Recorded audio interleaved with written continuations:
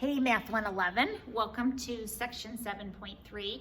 So hopefully you took time to watch 7.2 and the video I did on just doing a bunch of examples, okay? So that's important, and that you took the time to work on that worksheet that's posted on Canvas, all right? So now let's apply it. Let's see how we're actually gonna do it to find the area under the normal curve. Remember, the area under the normal curve is equal to 1.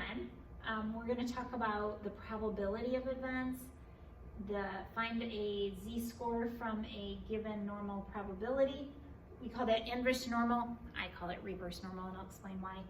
And then use that to talk about guarantees. Like when you buy something and there's a guarantee, how do they figure that out? Okay. Let's just jump in. So z equals x minus mu over sigma. Remember, z is that normalized, standardized score. X is a raw score. The weight of hummingbird 1, the weight of hummingbird 2, the weight of elephant number 51, okay? That's x. Mu is the mean of the population. Sigma is the mean, or the standard deviation of the population. So let's say we have a situation where mu is equal to 10. So, and we don't know what these numbers are. These are just numbers for this first example. So mu is equal to 10 and sigma is equal to 2. Find the probability that an x value selected at random from this distribution is between 11 and 4. Again, that's a raw score. So x is between 11 and 4, some sort of raw score. Maybe it's the length of the fish you caught this weekend. So what's the probability given that mu equals 10 and sigma equals 2? So I already noticed these numbers are bigger than my mu, okay? Bigger than my mean. And we write that, that's how we write the probability for a raw score. And then I'm gonna use my z equals x minus mu over sigma. Again, that's on your formula sheet. So I like to, instead of writing z sub 1, I write z sub 11 or the z sub 14. So I like to actually put the value in that's appropriate. So 11 minus 10 over 2. Now, what is that? So that's my raw score, the 11. Mu was 10. Okay, we wrote that down. Sigma is 2. And I convert that to a z-score of 0.5. Now, important calculator note. Ding, ding, ding, important calculator note. You either have to put this in parentheses when you do it on your calculator, or type this in, hit enter, and then divide by 2. Let's do that on the calculator that's on my desktop computer here. Not my favorite calculator, but it'll work just fine in this case. So I can either do, let's see, what was my number here? 11 minus 10 over 2, so 11 minus 10, and I have to hit enter and then divide by 2. And then I get the 0.5. Let's see what would have happened if I would have just typed it in. 11 minus 10 divided by 2. Oh, this calculator doesn't do order of operations. The calculator, most TIs or Casios will do order of operations. This one, it actually worked. Isn't that funny?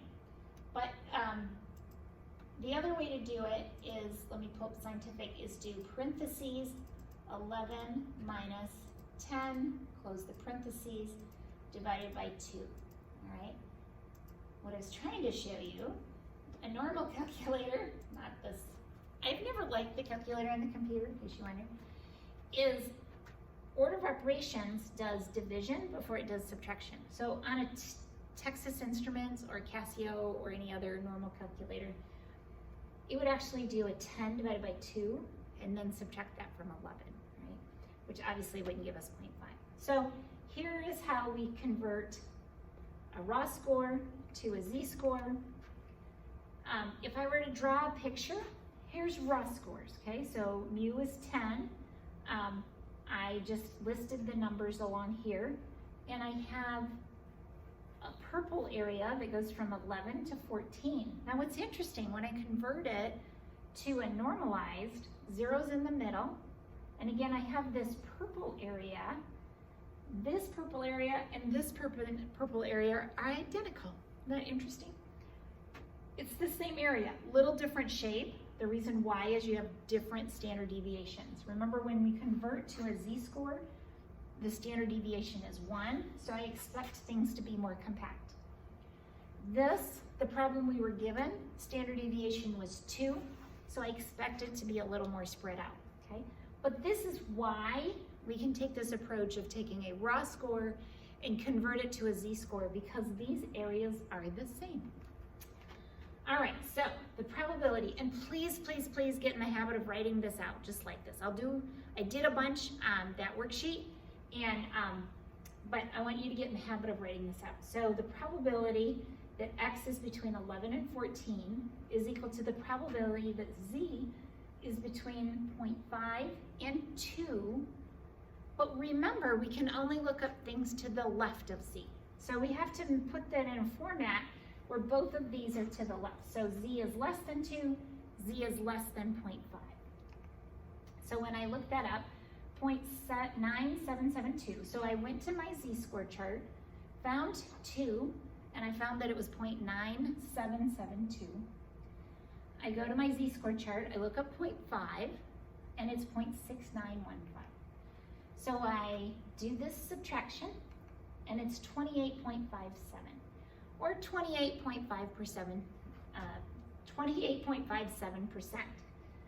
So we have this probability that an x value selected at random from a normal distribution with a mean of 10 and a standard deviation of 2 is between 11 and 14, okay? Why would you care? What if you want to find out what is the chance that when I go fishing in your lake, where I have to pay money to come fish on your lake, that I will get a fish between 11 and 14 inches? I may want to know that before I make a decision.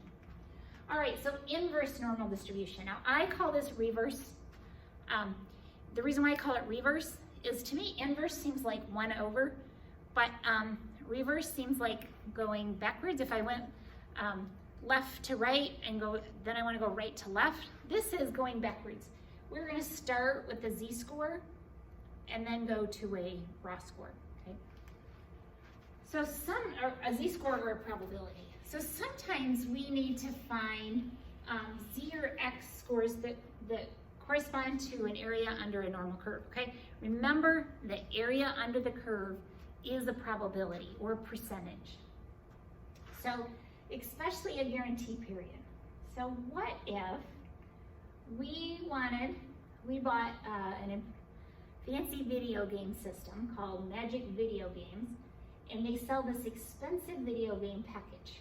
Because the package is so expensive, the company wants to advertise an impressive guarantee for the life expectancy of the computer control system. So the guarantee policy will refund the full purchase price if the computer fails during the guarantee period. The research department has done its test and found that mu equals 30 months and sigma is 4 months. Okay, I am on slide number 13 in case you're following along. And remember that sometimes guarantees are coded in years and sometimes in months, so make sure that you're always in the same unit. So it's probably easiest to make everything into months, but just pay attention to that. So computer life is normally distributed. All their tests shows that. We're just telling you that at this point. How long can the guarantee period be if management does not want to refund the purchase price on more than 7% of the packages? So if we have mu is equal to 30 months, my standard deviation is 4, and this little area under the curve, this part that will refund where you,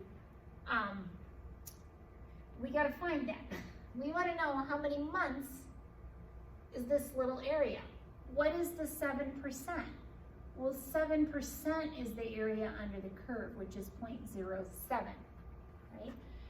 So what I have to do is go to the center of my z-chart and find 0.07, okay? Now, I can't ever, so here's the picture I just kind of drew there, or it's like the picture I drew. If we want to go, looking for the chart, so 7% doesn't show up on my chart. I have 0.0708, so I have 7.08%, and I have 6.94%. So I'm somewhere in between those two. I'm not right on top of one of those. So what number do I use? Well, I never go up, okay? I can't use this, because the boss said, I'm gonna fire you if it's more than 7%. So this is more than 7%, tiny bit more, but it's more than 7%. This is less than 7%, right? This is 6.94%. So I have to use this value. So the tricky part of these reverse is I go to the center of the chart and then I work my way out. So I go to the center of the chart and then I find that my z value is negative 1.48, okay? So that's what I'm gonna use in my calculations. So again, I'm looking for an x value, which is how many months should I make this guarantee. I went to the center of the chart, found the 7%, and then found a corresponding z value, okay? So the number one error that students make on these problems is they put the percentage here. Z is not a percentage, right? Z is a normalized score. So put the z value, which is negative 1.48. What is sigma? Sigma was 4 months, mu is 30. So 24.08 months. Well, guess what? What am I gonna put on a package? I'm not gonna put 24.08 months, right? No self-respecting marketing person would do that. I'm gonna put 24 months. So I'm actually gonna say the company can guarantee the Magic video game package for 24 months. This guarantee period, for this guarantee period, they expect to refund the purchase price of no more than 7% of the video game packages, right? That's what the boss said, not more than 7%. What should the guarantee period be? All right, so I've alluded to the fact that there are ways to determine whether it's a normal distribution. Now, the truth is, we're just gonna tell you in this class, but I want you to have this knowledge, the information of how you do that. So how do we decide? Well, we could do a histogram, right? You guys know how to do histograms, okay? So make a histogram, and it should be roughly bell-shaped. Kind of bell-shaped and symmetrical, right? What about outliers, okay? So what we're gonna do, remember when we did the box and whisker plots and we had the inner quartile range, right? So I'm gonna take that inner quartile range, multiply it times 1.5, and if it is, if there are two or more than one outlier, so 2 or more outliers, then I know that we've got a problem. So there shouldn't be more than one. I find what is an outlier, so I take 1.5 times the inner quartile range, that's above the quartile 3. I take 1.5 times the inner quartile range and below quartile 1, all right? I will not ask you to do this, but I want you to understand it a little bit, okay? It won't be on a test, don't worry. Here's another one called skewedness. Now, we don't even use the Pearson index, but it's another way to determine if the numbers are following a normal distribution. There's also this normal quantile part, normal quantile plot. You have to actually use some sort of software to plot that. Again, we won't use it, but I just wanted to kind of insight, for the sake of this class, we will tell you if it's normal. Okay. So let's say we're given just a bunch of data, and we wanted to find out whether it was normal. We did a histogram, kind of bell-shaped and symmetrical. We did a box and whisker plot. I just see one outlier, so there's just one number that's out here by itself, so that's okay. And then there's the others. I'm gonna just skip over these because we don't need to learn really how to do that. So it does look like it's a normal distribution, all right? So that's how we typically determine that. All right, see you guys.